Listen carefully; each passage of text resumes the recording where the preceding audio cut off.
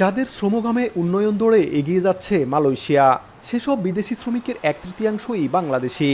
বৈধ ও অবৈধ মিলিয়ে দেশটিতে কর্মরত শ্রমিকের সংখ্যাটাও 20 লাখেরও বেশি।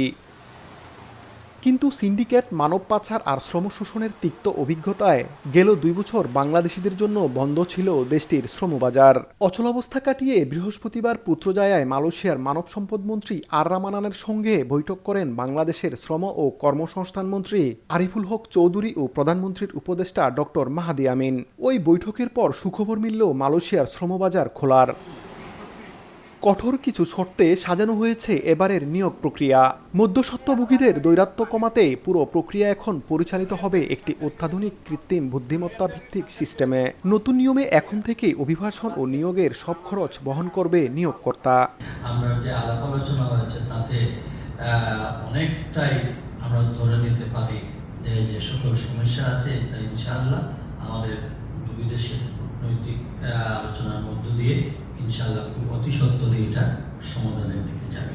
শ্রমিকদের স্বার্থ সংশ্লিষ্ট যে বিষয়গুলো রয়েছে, বাংলাদেশি প্রতিটি প্রবাসী যেন অধিকার এখানে সুপ্রতিষ্ঠিত হয়, মানবাধিকার যেন নিশ্চিত হয়, সেগুলো আমরা অবশ্যই এখানে কার্যকর করতে চাই।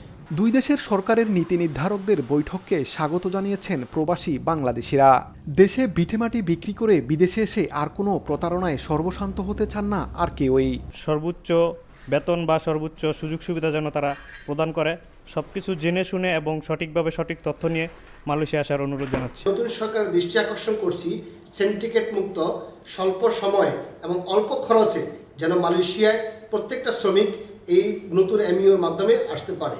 ধাপে ধাপে বাজার খোলার পরিকল্পনায় এর মধ্যে 2025 সালের ডিসেম্বর থেকে 2026 সালের জানুয়ারির মধ্যে প্রায় 800 জন যাচাইকৃত কর্মীকে নির্মাণ খাতে পরীক্ষামূলকভাবে নিয়োগ দিয়েছে মালয়েশিয়া।